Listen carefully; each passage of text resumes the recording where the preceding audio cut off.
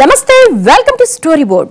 ఏడాది పాలన పూర్తి చేశామని సంబరాలు చేస్తున్న కేంద్ర రాష్ట్ర ప్రభుత్వాల ఉత్సాహంపై నీళ్లు చల్లింది భారత వాతావరణ విభాగం ప్రకటన.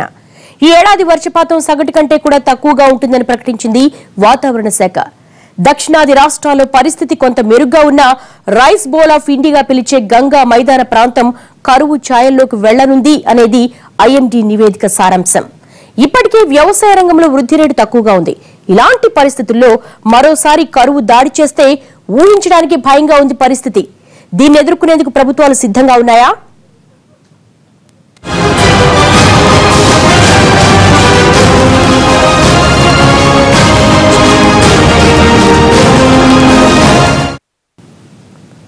మా అంచనాల్లో 100% ఖచ్చితత్వం ఉండాలని మేమెప్పుడూ భావిస్తాం.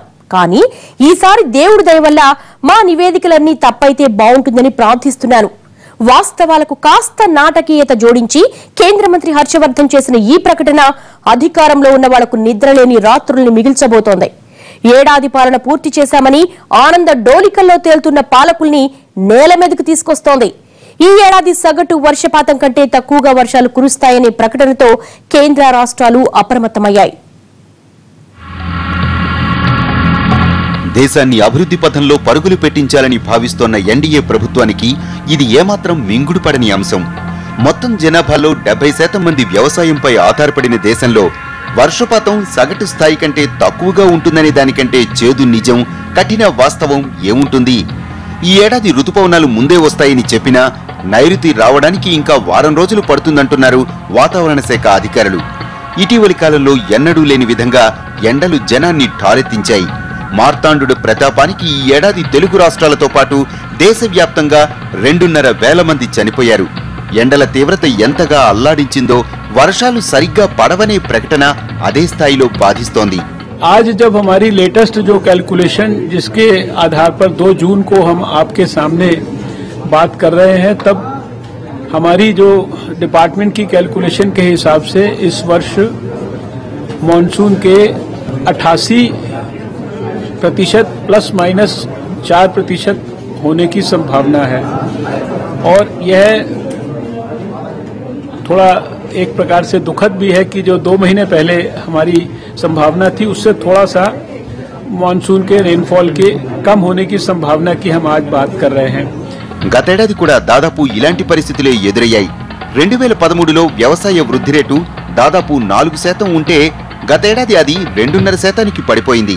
ఈ ఏడాది వర్షాభావ పరిస్థితులు ఎదురైతే వ్యవసాయ వృద్ధి రేటు తగ్గడంతో పాటు అన్ని రంగాల మీద తీవ్రమైన ప్రభావం చూపే అవకాశాలున్నాయి.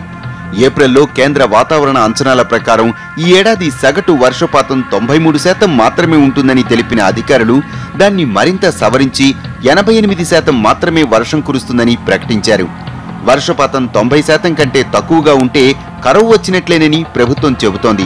మధ్య భారతం, దక్షిణాది రాష్ట్రాల్లో వర్షపాతం మిగతా రాష్ట్రాలతో కొంత మెరుగ్గా ఉంటుందని అధికారులు చెబుతున్నారు. భారతదేశం మొత్తంలో యావరేజ్ గా చెప్పిన వర్షపాతం ప్రకారంగా చూసుకుంటే కూడా మీకు ఒక్కొక్క ప్రాంతంలో ఒక్కొక్క తీరుగా ఉంటుంది. అందుకని యావరేజ్ అనేది మనకు 88% వస్తుంది. అక్కడ మీకు ఎక్కువ తక్కువ తప్పకుండా ఉంటుంది. మీకు వాయవ్య భారతదేశంలో అంటే రాజస్థాన్, గుజరాత్ ఈ ప్రాంతంలో వర్షపాతం ఇంకా తక్కువ ఉంటుంది. 85% మాత్రమే వర్షం పడుతుందని చెప్పడం జరిగింది.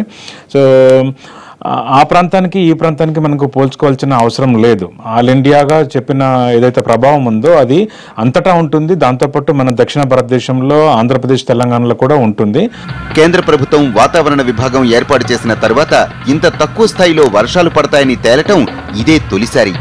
వాయువ్య భారతంలో ఉన్న రాజస్థాన్, యూపీ, బీహార్, పంజాబ్, హర్యానాల్లో ఈ ఏడాది 85% మాత్రమే వర్షాలు కురుస్తాయని ఐఎండీ చేస్తోన్న ప్రకటనలు పాలకుల గుండెల్లో రైళ్లు పరిగెత్తిస్తున్నాయి.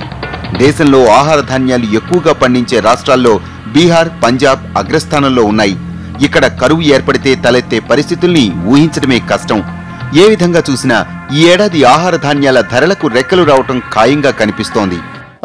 పల్సెస్ అంటే పప్పు ధాన్యాలు, కూరగాయలు, నూనెలు వీటిపైన ధరల పెరుగుదలలో ఎక్కువ ప్రభావితం చేయొచ్చు. కానీ ధాన్యం తర్వాత గోధుమల విషయంలో పెద్దగా చూపించకపోవచ్చు. ఎందుకంటే మనకి ఆహార ధాన్యాల నిల్వ చాలా ఎక్కువగా ఉంది. ఒక 2-3% అగ్రికల్చర్ గ్రోత్ తగ్గినప్పటికీ దాని ప్రభావం ధరలపైన ఉండకపోవచ్చు. వరుసగా 2 ఏళ్ల పాటు కరువు పరిస్థితులు వచ్చిన సందర్భాలు గత 100 ఏళ్లలో 3 సార్లు మాత్రమే వచ్చాయి. ఇటీవలి కాలంలో 1986-87 మధ్య ఇలాంటి పరిస్థితి ఎదురైంది.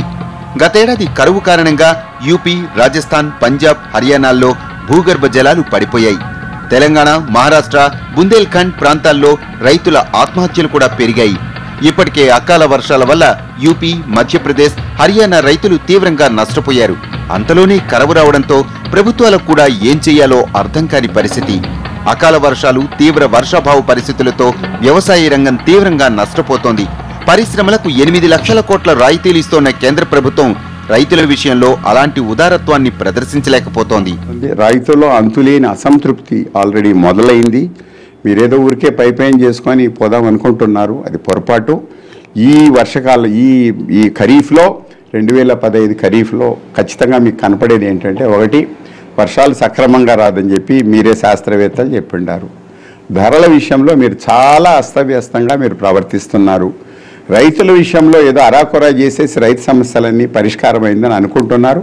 అది కాదు. ఈ 6 నెలల్లో చాలా ఇబ్బంది కలుగుతుంది. మీకు మొత్తం దేశంలో ఆర్థిక విధానం చాలా దెబ్బతింటుంది. దాని గురించి ఏమనుకోవాలి.